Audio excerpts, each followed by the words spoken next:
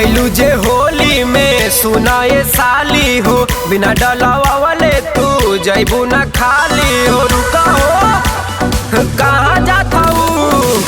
ऐलू जे होली में सुनाए साली हो, बिना डलावा वाले तू जैबू न खाली हो।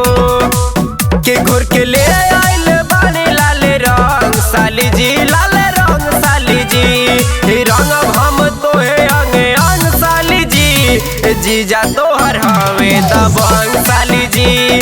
रंग हम तो है अंगे अंग साली जी, जीजा तोहर हवे दबंग साली जी।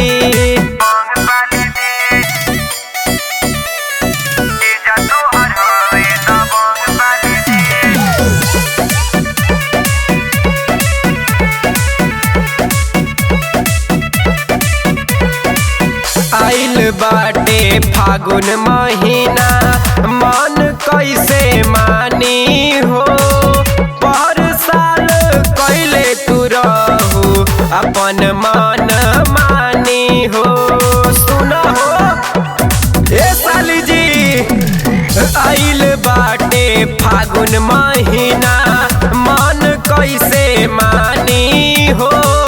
पर साल कैले तू रहू अपन मन मानी हो। हम डालब न रंगवा बेढंग साली जी, बेढंग साली जी। रंगब हम तो है अंगे अंग साली जी, जीजा तोहर हवे दबंग साली जी। रंगब हम तो है अंगे अंग साली जी, जीजा तोहर हवे दबंग साली जी।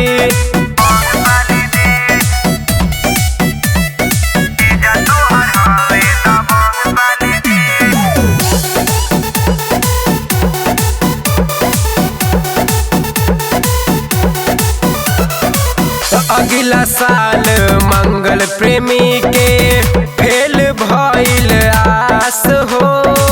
आशीष खामोश अमर जीत के कैले बाड़ू उदास हो। अरे काहे ऐसा कैलू हो, सुना ना।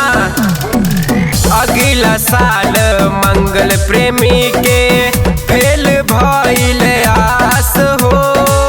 आशीष खामोश अमर जीत के कैले बाड़ू उदास हो। राज बाबू के करबू जे तंग साली जी, ये तंग साली जी। रंगब हम तो है अंगे अंग साली जी, जीजा तोहर हवे दबंग साली जी। रंगब हम तो है अंगे अंग साली जी, जीजा तोहर